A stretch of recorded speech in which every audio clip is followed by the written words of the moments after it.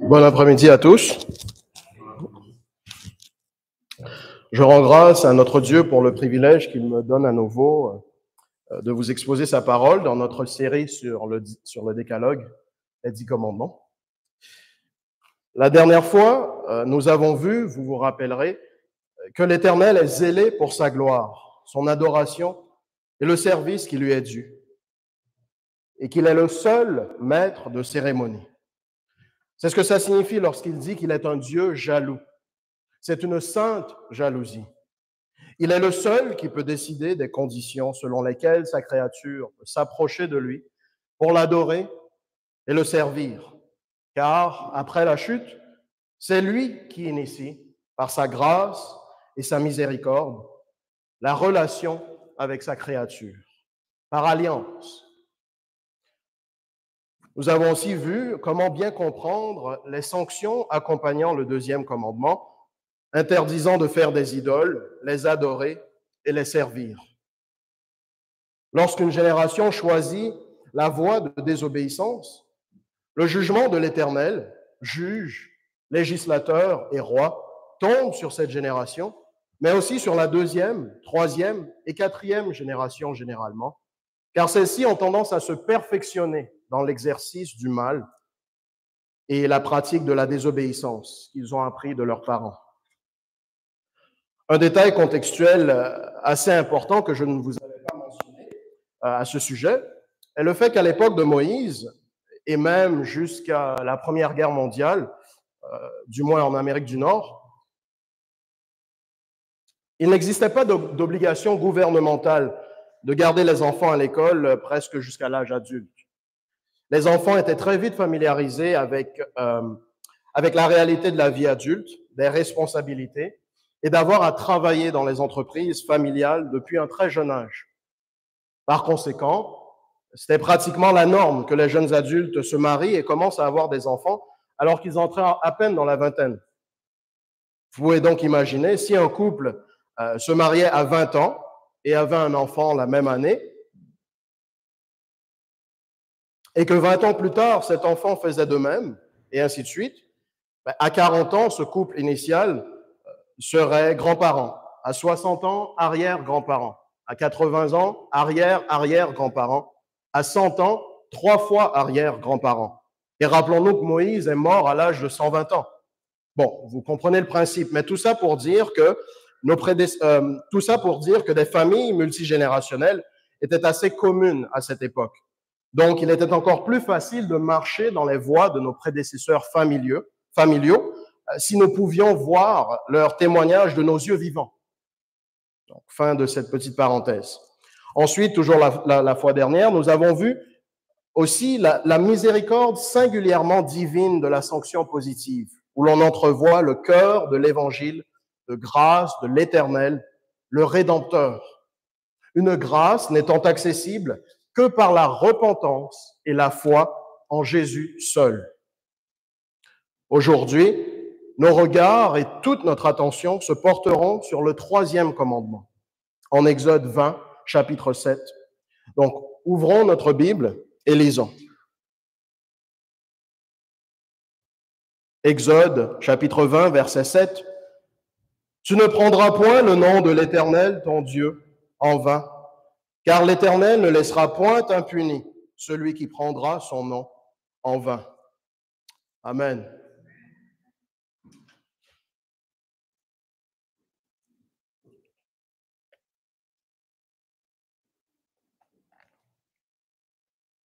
Cette année, en 2025, l'Église unie du Canada célèbre son 100e anniversaire. Il s'agit de la deuxième plus grande église professant le christianisme au Canada, après l'Église catholique. Cette église, de dénomination protestante, a été fondée en 1925, en regroupant des églises méthodistes, congrégationalistes et une grande portion de l'Église presbytérienne du Canada. Ces deux dernières catégories étant donc techniquement calvinistes, réformées. Selon les statistiques les plus récentes, 1,1 million de Canadiens, soit 3,3% de la population du pays, disent appartenir à l'Église unie du Canada. faisant d'elle la plus importante appartenance protestante au pays. Elle est composée de 2451 assemblées dans toutes les provinces à travers le pays. Elle est composée de 325 315 membres dans 243 689 foyers desservis par une assemblée locale. 118 878 personnes en moyenne sont présentes à leur culte du dimanche.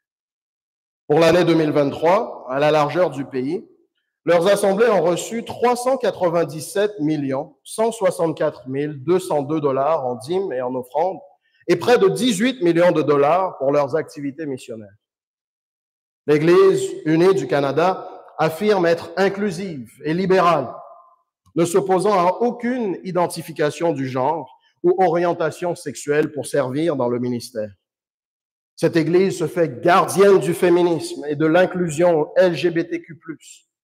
Se proclamant être ouverte, elle accepte les mariages interreligieux et travaille avec des organisations humanistes de développement, de défense des droits humains et de protection de l'environnement.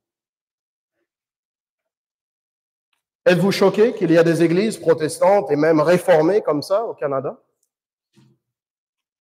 Eh bien, puisqu'au mois d'avril, on ne se découvre pas d'un fil, attachez vos tuques, bien-aimés, parce qu'il existe de grandes dénominations protestantes qui partagent exactement les mêmes croyances ou suivant une trajectoire qui les amènera à la même destination, aux États-Unis, au Mexique, en Amérique du Sud, en Europe, en Afrique et en Océanie. La triste réalité est que l'Occident ne possède pas le monopole de ce genre de décadence. Bref, nous verrons un peu plus tard ce que l'Éternel, le Dieu de la Bible, a à dire à toutes ces églises. Les faibles créatures, partageant le penchant originel d'Adam d'être comme Dieu que nous sommes, ont généralement tendance à minimiser, à restreindre la signification et les sphères d'application de la parole de Dieu. Tu ne prendras point le nom de l'Éternel, ton Dieu, en vain, car l'Éternel ne laissera point impuni celui qui prendra son nom en vain, dit le 3e commandement. Pour comprendre ce que Dieu communiquait aux Israélites par cela, il faut que nous regardions ailleurs dans le livre de la loi pour voir ce que Dieu précise à ce sujet. Prenons Exode 22, 28, par exemple. Tu ne maudiras point Dieu, et tu ne maudiras point le prince de ton peuple. Lévitique 19, 12. Vous ne jurerez point faussement par mon nom, car tu profanerais le nom de ton Dieu. Je suis l'Éternel. Lévitique 24, 15. Tu parleras aux enfants d'Israël et tu diras, quiconque maudira son Dieu portera la peine de son péché. Celui qui blasphémera le nom de l'Éternel sera puni de mort. Toute l'assemblée le lapidera. Qu'il soit étranger ou indigène, il mourra pour avoir blasphémé le nom de Dieu. Le 3e commandement est souvent restreint à ne pas blasphémer le nom de Dieu, ce qui est communément connu au Québec sous la forme d'utiliser le nom de Dieu, de Christ, d'objets, de concepts ou de thèmes retrouvés dans la Bible pour exprimer de la vulgarité, de la grossièreté, des insultes ou pour exprimer des interjections négatives et parfois même positives. En langage plus familier, au Québec, on appelle ça sacré. Et c'est vrai que de telles pratiques blasphématoires sont interdites par le 3e commandement et même passibles de mort dans certains cas, selon la parole. Mais l'interdiction du 3e commandement ne se limite pas seulement à ça. Le mot hébreu qui est traduit par vain est shav.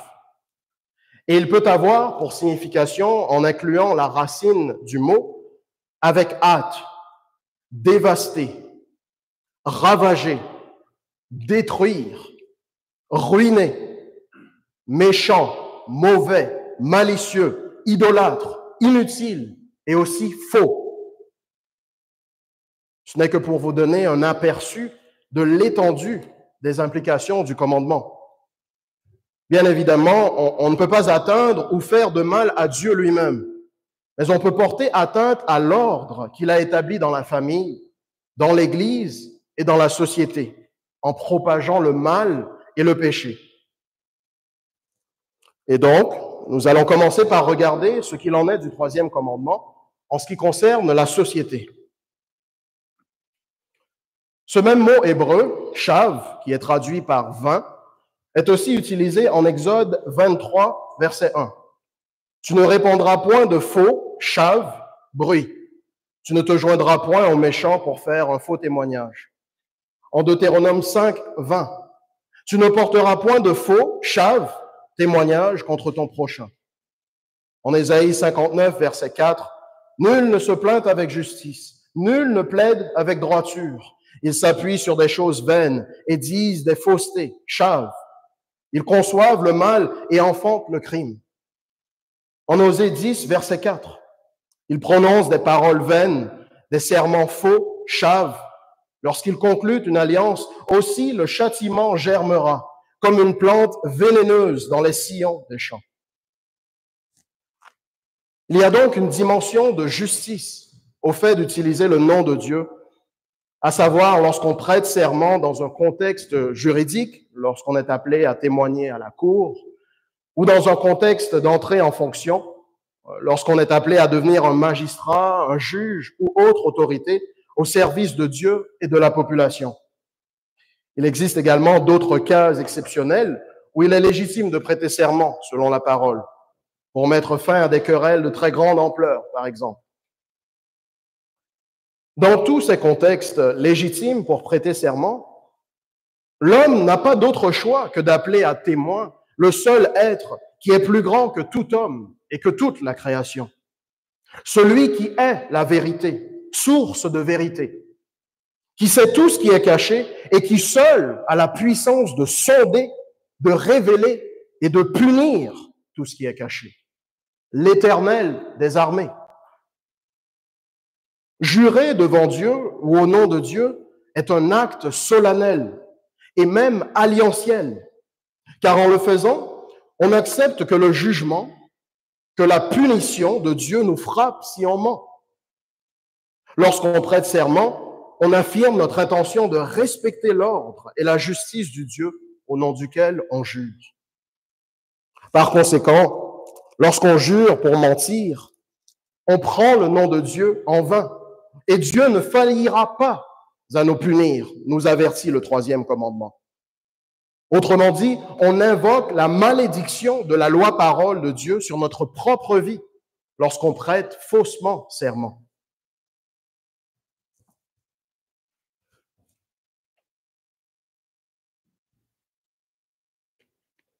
Le concept de prêter serment était fondamental à l'ordre établi par Dieu pour la société d'Israël. Et de prendre cela à la légère était une menace non seulement à la pureté du peuple, mais aussi au bon fonctionnement de leur nation. Donc on voit cet aspect sociologique. Un faux serment est une offense extrêmement sérieuse, même plus sérieuse qu'un vol ou qu'un meurtre à certains égards. Pardon, plus sérieuse qu'un vol ou qu'un meurtre? Comment ça?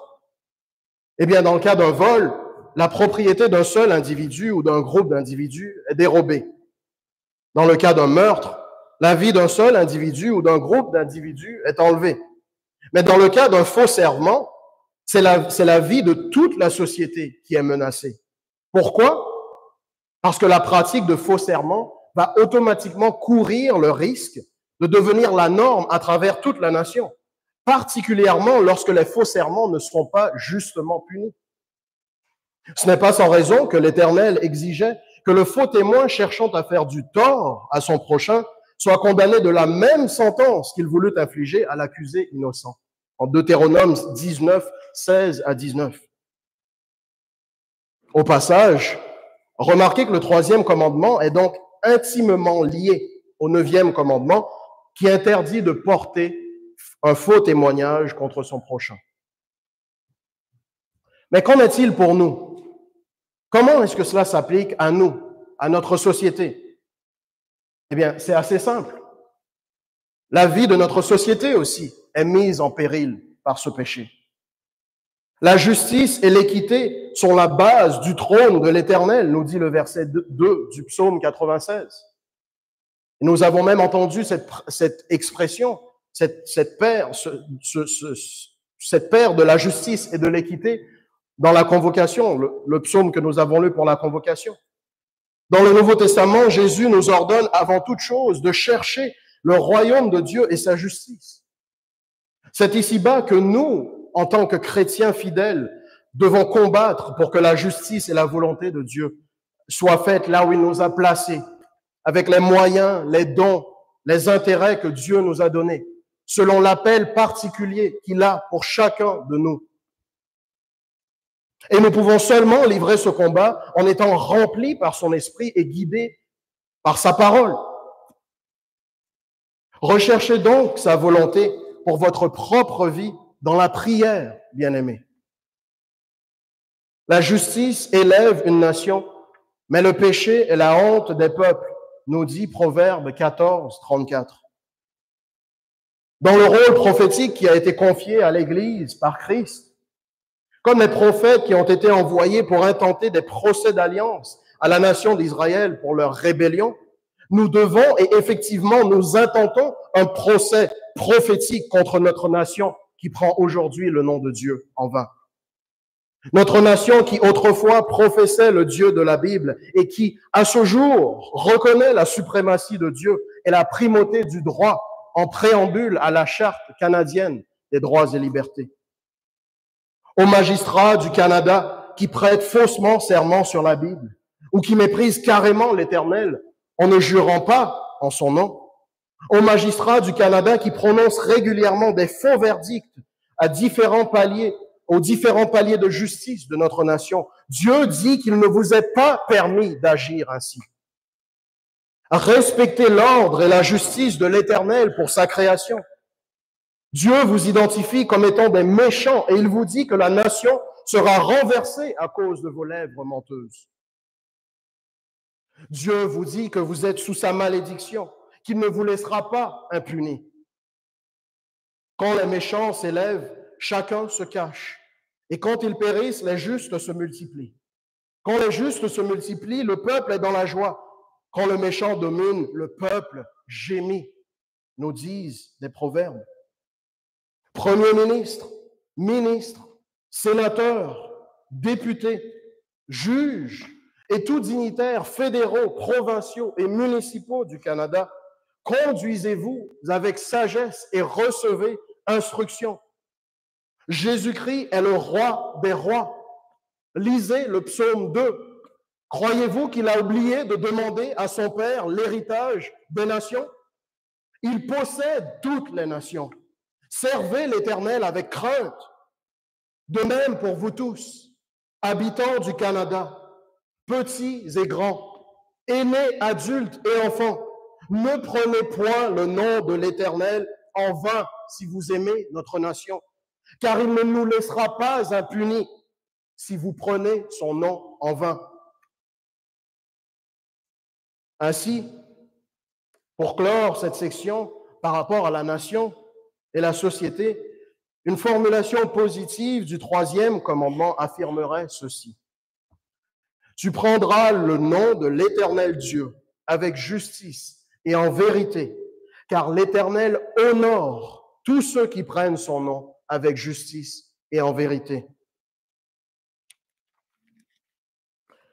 Pour continuer, regardons ce qu'il en est pour le troisième commandement en ce qui concerne l'Église.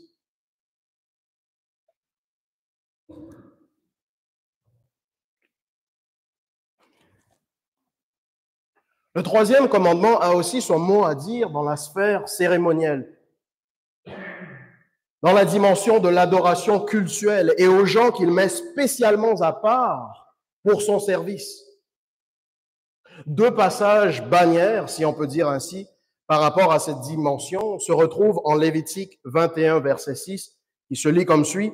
Ils, en parlant des sacrificateurs, seront saints pour leur Dieu, et ils ne profaneront pas le nom de leur Dieu, car ils offrent à l'Éternel les sacrifices consumés par le feu, l'aliment de leur Dieu. Ils seront saints. Et Lévitique 22, 31 à 33 qui dit, « Vous observerez mes commandements et vous les mettrez en pratique. Je suis l'Éternel. Vous ne profanerez point mon saint nom, afin que je sois sanctifié au milieu des enfants d'Israël. Je suis l'Éternel qui vous sanctifie et qui vous ai fait sortir du pays d'Égypte pour être votre Dieu. Je suis l'Éternel. » Les sacrificateurs de l'ancienne alliance devaient suivre à la lettre toutes les instructions de l'Éternel. Ils étaient particulièrement mis à part, sanctifiés par Dieu pour représenter le peuple d'Israël devant l'Éternel et offrir les sacrifices pour le peuple à l'Éternel.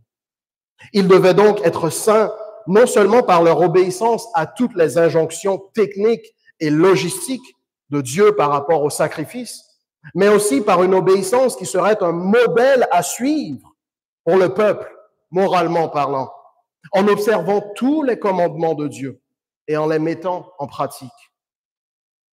Les sacrificateurs devaient être sans reproche dans leur conduite, craindre l'Éternel et être entièrement consacrés à son service. En Lévitique 21, verset 6, il nous est dit qu'ils seront saints pour leur Dieu et qu'ils ne profaneront pas le nom de leur Dieu. Or, Lévitique 19, 12 affirme précédemment, nous l'avons mentionné, « Vous ne jurerez point faussement par mon nom, car tu profanerais le nom de ton Dieu. Je suis l'Éternel. » Le mot hébreu pour profaner signifie souiller, polluer, mais aussi violer, percer, briser, selon le contexte. Ainsi, de jurer faussement, comme nous l'avons vu tantôt, vient violer l'ordre de Dieu dans une société.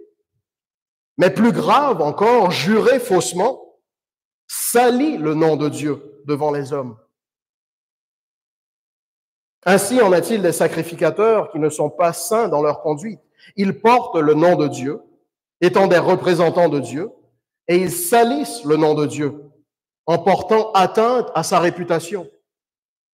Par leur conduite, ils profanent le nom de Dieu avec leurs actions. Ils mentent sur qui Dieu est. C'est une autre manière de prendre le nom de Dieu en vain. Vous vous souviendrez probablement en 1 Samuel 2 à 4 des fils d'Élie, Ophni et Phiné, des sacrificateurs de l'Éternel que la parole décrit comme étant des hommes pervers qui ne connaissaient point l'Éternel. Ils méprisaient les offrandes de l'Éternel et ils couchaient avec les femmes qui s'assemblaient à l'entrée de la tente d'assignation. Leur comportement était abominable. La parole dit qu'ils se sont rendus coupables d'un très grand péché face aux offrandes de l'Éternel. Mais leur père, Élie, les a réprimandés d'une main molle, honorant davantage ses fils que Dieu. Donc, l'Éternel, fidèle à lui-même et à sa parole, premièrement, a fait mourir les deux fils pervers d'Élie lors d'une bataille contre les Philistins. Deuxièmement, Élie est tombé mort, la nuque brisée, en apprenant que l'arche de l'Alliance avait été prise au combat. Et troisièmement, la femme d'un des fils d'Élie s'est retrouvée à accoucher spontanément au précipice de la mort lorsqu'elle a appris toutes ces terribles nouvelles. Non, Dieu n'a pas laissé impunis ces sacrificateurs qui ont pris son nom en vain, en le profanant par leur conduite. Et remarquez que toute la nation en a souffert avec l'arche de l'Alliance dérobée et la gloire de Dieu qui s'est retirée. Qu'en est-il pour nous, à notre époque, dans notre contexte? Nous, l'Église du Christ, les chrétiens de la Trinité, les vrais chrétiens partout à travers le pays, à travers le monde, sommes une race élue, un royaume de sacrificateurs, une nation sainte, un peuple acquis, nous dit la Bible. À quelle fin? À quel but? Afin que nous annoncions les vertus de celui qui nous a appelés des ténèbres à son admirable lumière, pour annoncer les vertus de Jésus-Christ et non les vices de Satan. Qu'est-ce que le Jésus-Christ de la Bible dit à une église comme l'Église unie du Canada et toutes les autres églises qui lui sont semblables, prétendant que Dieu parle encore de manière à changer la parole qu'il a révélée une fois pour toutes aux saints. Il leur répond ainsi: vous annulez la parole de Dieu au profit de votre tradition humaniste et prétendument progressiste que vous copiez directement de l'agenda perverti de l'État. Hypocrite, vous honorez Dieu des lèvres avec les credos et confessions de foi historiques sur vos sites web, mais vos cœurs sont éloignés de lui. C'est en vain que vous honorez Dieu en enseignant des préceptes qui sont des commandements d'hommes. Et je cite, dans le cas de l'Église unie du Canada, une vie d'Église qui se fonde sur une lecture communautaire de la Bible à la lumière des sciences humaines et du contexte de notre monde d'aujourd'hui. Comment faut-il se conduire dans la maison de Dieu, l'Église du Dieu vivant, la colonne et l'appui de la vérité? Il faut enseigner tout ce que Jésus a commandé et aborder les sciences humaines et notre contexte d'aujourd'hui à la lumière de la parole de vérité et non l'inverse. Jésus-Christ dit aux églises apostates, aux fausses églises qui prennent le nom de Dieu en vain, en encourageant toutes sortes d'ouvriers d'immoralité à continuer de vivre dans le péché. Il vaudrait mieux pour vous qu'on vous attache au cou une pierre de meule que font tourner les ânes et qu'on vous balance au fond de la mer, que vous causiez la chute des petits et des faibles qui croient en moi comme vous le faites. Malheur à vous, dit-il. Vous avez fait de la maison de Dieu une caverne de voleurs. Vous y invitez des voleurs de la gloire de Dieu qui veulent tous être comme Dieu et déterminer le bien et le mal par eux-mêmes, vivant comme ils veulent et utilisant le nom de Dieu pour tromper et amasser des millions et des millions de dollars en dîmes et en offrandes au nom de Dieu, non pas pour l'avancement du royaume de son admirable lumière, mais pour l'avancement du royaume des ténèbres. Vous remplissez le mandat missionnaire de Satan plutôt que celui de Jésus-Christ, en gardant de nombreuses âmes captives au péché et en livrant toutes ces précieuses âmes à la perdition. Et Dieu dit aux églises méchantes, quoi donc? Vous énumérez mes lois et vous avez mon alliance à la bouche. Vous qui détestez l'instruction et qui rejetez mes paroles, vous livrez votre bouche au mal et votre langue est un tissu de tromperie. Voilà ce que vous avez fait, et je me suis tu. Vous vous êtes imaginé que je vous ressemblais, mais je vais vous reprendre et tout mettre sous vos yeux. Prenez-y donc garde, vous qui oubliez Dieu, de peur que je ne déchire sans que personne ne délivre. Non, Dieu ne vous laissera pas impunis, église perverse, qui prenait son nom en vain. Repentez-vous avant qu'il soit trop tard.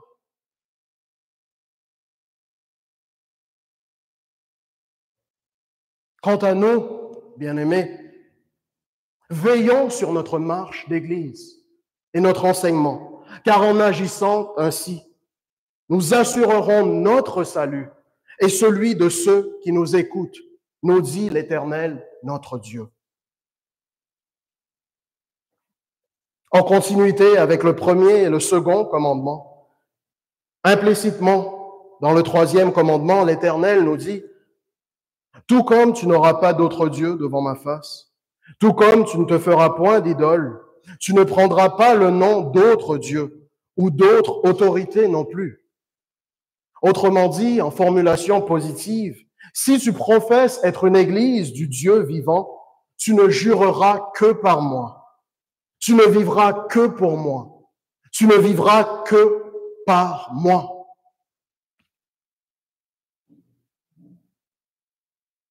Examinons maintenant la pertinence du troisième commandement pour la famille.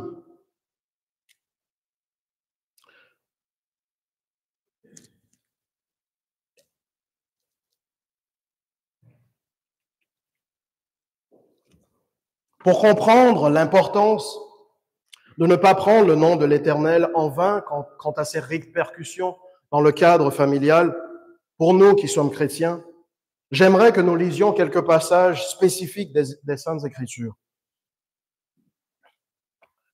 D'abord, Lévitique 18, 21. Tu ne livreras aucun de tes enfants pour le faire passer à Moloch, et tu ne profaneras point le nom de Dieu. Je suis l'Éternel.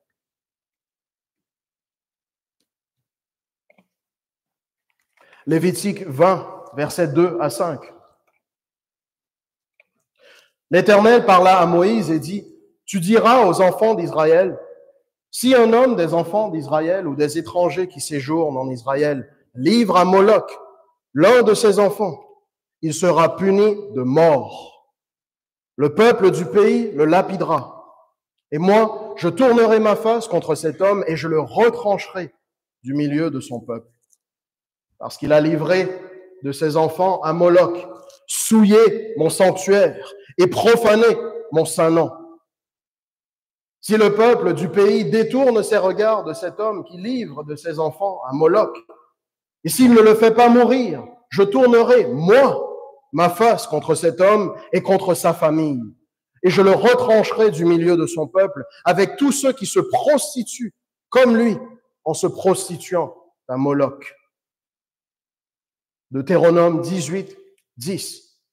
Tu n'agiras pas ainsi à l'égard de l'Éternel, ton Dieu, car les nations servaient leur Dieu en faisant toutes les abominations qui sont odieuses à l'Éternel, et même elles brûlaient au feu leurs fils et leurs filles en l'honneur de leur Dieu. Éphésiens 6, 4. Et vous, pères, n'irritez pas vos enfants, mais élevez-les en les corrigeant et en les instruisant selon le Seigneur. Et enfin, en Deutéronome 6, 6, 7, et ces commandements que je te donne aujourd'hui seront dans ton cœur. Tu les inculqueras à tes enfants et tu en parleras quand tu seras dans ta maison, quand tu iras en voyage, quand tu te coucheras et quand tu te lèveras. Les passages dans Lévitique nous montrent sans ambiguïté ce que Dieu a déclaré. Si les Israélites livraient leurs enfants au faux dieu Moloch, ils se rendraient coupables de souiller son sanctuaire et de profaner son saint nom. L'honneur et la sainteté de son nom étaient au cœur de ce que les parents faisaient avec leurs enfants. Dans ces cas extrêmes et abominables où des parents israélites idolâtres iraient jusqu'à passer au feu leurs enfants en sacrifice, la punition qui leur était réservée était la mort. D'autre part, dans le Nouveau Testament, nous voyons qu'il est ordonné aux pères d'élever leurs enfants en les corrigeant et en les instruisant selon le Seigneur, ce qui renvoie aux commandements retrouvés dans le livre de la loi en Deutéronome, mais aussi à toutes les injonctions de la Bible. Lorsque la parole parle du devoir des pères, il devrait être évident que les mères sont de pères implicitement visées. Proverbes 1, 8 et 9 de dire « Écoute, mon fils, l'instruction de ton père et ne rejette pas l'enseignement de ta mère, car c'est une couronne de grâce pour ta tête et une parure pour ton cou. » Pour ce faire, les parents doivent non seulement instruire leurs enfants selon le Seigneur, en s'efforçant à leur donner une éducation chrétienne la plus robuste que possible, en les protégeant du Moloch moderne, le faux Dieu qu'est l'État laïque, séculier, qui subventionne le meurtre des enfants à naître et corrompt les enfants nés par son système d'éducation antichrist et perverti.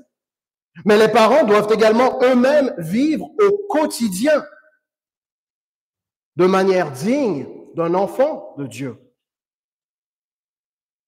Tout comme l'Église porte le nom de l'Éternel, chaque parent, chaque individu qui professe la foi chrétienne porte en permanence le nom de l'Éternel. Sa marque est sur nous, comme le dit le livre de l'Apocalypse. Selon les études de J.A. Moutier, un expert de l'Ancien Testament, la doctrine biblique du nom se résume en 3 affirmations. Premièrement, le nom de quelqu'un est la personne elle-même. Nous le savons tous naturellement. C'est tellement vrai que lorsqu'on te demande qui tu es, que réponds-tu? Ton nom. En second lieu, le nom est la personne révélée. Dans notre cas, pour Dieu, Son nom est tout ce qu'il révèle de lui-même dans sa parole. Qu'il est Père, Fils, Saint-Esprit. Tous les trois unis depuis l'éternité passée et pour l'éternité à venir. Un seul Dieu, trois personnes distinctes. Juge, législateur et roi. Juge, législateur, roi et sauveur. Pardonnez-moi. Enfin, le nom est la personne activement présente. En d'autres mots, invoquer le nom de Dieu équivaut à invoquer sa présence. Et même lorsque nous ne prononçons pas son nom en tant que chrétiens, nous portons continuellement son nom, comme je l'ai mentionné tantôt, puisqu'il nous habite et nous a scellés par son esprit. Donc nous devrions toujours être conscients de sa proximité, de sa présence, conscients qu'il est toujours avec nous. Pourquoi? Il l'a révélé, bien-aimé. Parce que son nom est Emmanuel, Dieu avec nous. Tu ne prendras point le nom de l'Éternel, ton Dieu, en vain, car l'Éternel ne laissera point impuni celui qui prendra son nom en vain. En 2 Samuel 12, où Nathan, le prophète, confronte le roi David avec ses péchés, on a une parfaite illustration de ce que j'ai tenté d'expliquer plus tôt, lorsque le nom de Dieu est pris en vain et souillé devant les hommes par nos actions. Dans les versets 9 à 14, nous lisons « Pourquoi donc as-tu méprisé la parole de l'Éternel en faisant ce qui est mal à ses yeux? Tu as frappé de l'épée Uri, le Héthien. Tu as pris sa femme pour en faire ta femme. Et lui, tu l'as tué par l'épée des fils d'Ammon. Maintenant, l'épée ne s'éloignera jamais de ta maison parce que tu m'as méprisé. Parce que tu as pris la femme d'Uri, le Héthien, pour en faire ta femme. Ainsi parle l'Éternel. Voici, je vais faire sortir de ta maison le malheur contre toi, et je vais prendre sous tes yeux tes propres femmes pour les donner à un autre, qui couchera avec elles à la vue de ce soleil. Car tu as agi en secret, et moi, je ferai cela en présence de tout Israël et à la face du soleil. David dit à Nathan, j'ai péché contre l'Éternel. Et Nathan dit à David, l'Éternel pardonne ton péché. Tu ne mourras point. Mais parce que tu as fait blasphémer les ennemis de l'Éternel en commettant cette action, le fils qui t'est né mourra. L'Éternel ne laissera point impuni celui qui prendra son nom en vain. Même le roi David n'a pas été épargné, car en ce qui a trait à sa justice, Dieu ne fait exception de personne. Aucune place pour du favoritisme dans la justice et l'équité qui sont la base du trône de l'Éternel. Le nom de l'Éternel ne peut pas être traîné dans la boue par nous qui sommes ses ambassadeurs. Mais parce que tu as fait blasphémer les ennemis de l'Éternel en commettant cette action, le fils qui t'est né mourra. Nos enfants, épouses et autres membres de notre famille peuvent subir les conséquences qui se rattachent au fait que nous prenions à la légère le saint nom de l'Éternel que nous portons en méprisant sa parole et en péchant contre lui. Lorsque nous faisons cela, les ennemis de l'Éternel insultent, se moquent et blasphèment le nom de l'Éternel. Et l'Éternel ne peut pas laisser cela impuni. Il punira les méchants, certes, mais il va aussi nous châtier. Il n'y manquera point. Mais pire encore, nous devenons une occasion de chute, de scandale pour les enfants, les faibles et même ceux qui sont forts dans la foi. David reconnaît très bien cela dans le psaume 69, au verset 6 et 7, lorsqu'il s'écrit « Oh Dieu, tu connais ma folie et mes fautes ne te sont point cachées. » Écoutez bien la suite. « Que ceux qui espèrent en toi ne soient pas confus à cause de moi. Seigneur éternel des armées, que ceux qui te cherchent ne soient pas dans la honte à cause de moi, Dieu d'Israël, à cause de moi. Car tu connais ma folie et mes fautes ne te sont point cachées. » Pourquoi pensez-vous que Jésus a dit à ses disciples de faire briller leur lumière par leurs œuvres, par le bien qu'ils font, afin que les hommes qui en sont témoins attribuent la gloire à Dieu le Père qui est dans les cieux? Parce que les disciples portaient le nom de l'Éternel en tant qu'ambassadeurs. Nous aussi sommes des disciples de Jésus-Christ et nous portons le nom de l'Éternel. Donc, le bien que nous faisons attribue la gloire à Dieu le Père qui est dans les cieux. Mais le mal que nous faisons attribue la honte au nom de Dieu, à sa réputation, et porte un faux témoignage contre lui. Le 9e commandement nous dit, tu ne porteras pas de faux témoignage contre ton prochain. Tandis que le 3e commandement, formulé autrement, dit, tu ne porteras pas de faux témoignages contre l'Éternel, ton Dieu. Le monde nous regarde, mais nos frères et nos sœurs en Christ et nos enfants nous regardent aussi. Que nous soyons dans le domaine de la santé, de l'ingénierie, le domaine pharmaceutique, la santé publique, le domaine financier, l'entretien ménager, la restauration, la construction, l'entrepreneuriat, femmes au foyer, soit donc que nous mangions, que nous buvions ou fassions quelque autre chose, nous devons tout faire pour la gloire de Dieu. Soyons-en conscients, bien-aimés. Aucune sphère de nos vies n'est épargnée. Aucun moment de nos journées n'est épargné. Aucune pensée traversant notre esprit n'est épargnée. Aucune parole prononcée par nos lèvres n'est épargnée. Aucun geste posé par nos mains n'est épargné. Aucun recoin secret de notre cœur n'est épargné. Voilà la pleine profondeur du 3e commandement chrétien. Ce n'est pas sans raison que la parole nous exhorte à travailler à notre salut avec crainte et tremblement. Être un enfant de Dieu nous appelle à d'énormes et de très sérieuses responsabilités qui ont des répercussions éternelles.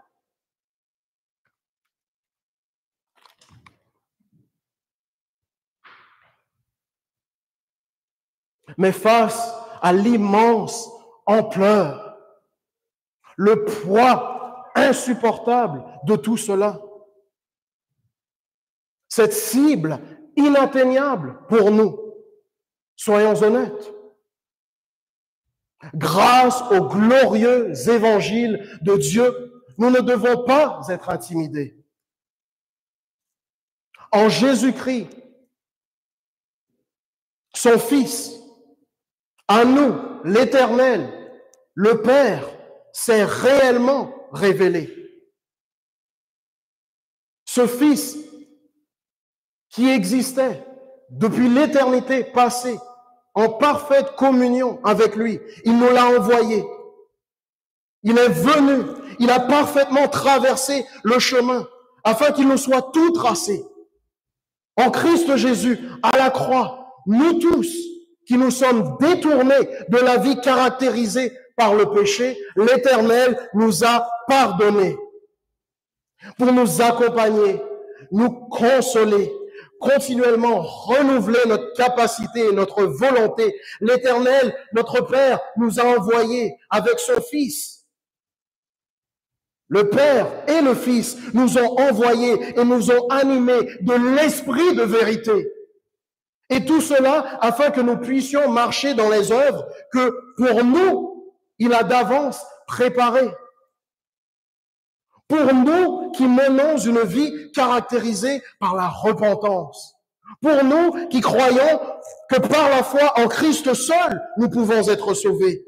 Pour nous qui vivons en cherchant le royaume de Dieu et sa justice, qui vivons son évangile au quotidien et vivons pour que cet évangile soit partout proclamé. Pour nous qui faisons partie de cela, soyons dans la joie, soyons rassurés, soyons encouragés. Le fardeau de Christ est léger. Mais pour les autres, les membres de nos familles respectives, nos amis, nos proches, nos connaissances, les âmes encore captives, nous sommes attristés. Et dans nos fonctions d'ambassadeurs des cieux, nous vous en supplions au nom de Christ, soyez réconciliés avec Dieu pendant qu'il en est encore temps. Quant à nous, saints de Dieu, nous qui avons reçu son pardon, ne méprisons pas le saint nom de l'Éternel, notre Dieu. Ne prenons pas le saint nom de l'Éternel, notre Dieu, en vain, en pensée, en parole, en action, ou même en inaction.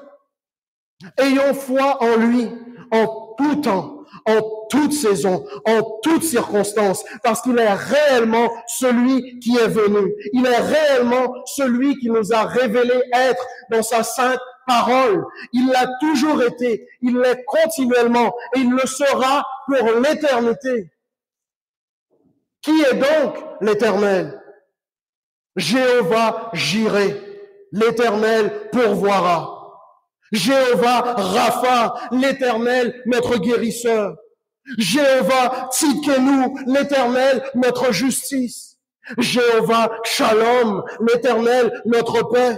Jéhovah Raha, l'Éternel notre berger. Jéhovah Nissi, l'Éternel notre bannière, notre victoire. Jéhovah Shammah, l'Éternel présent. Grand et redoutable, Jéhovah Sabaoth, l'Éternel des armées. Voilà son saint nom.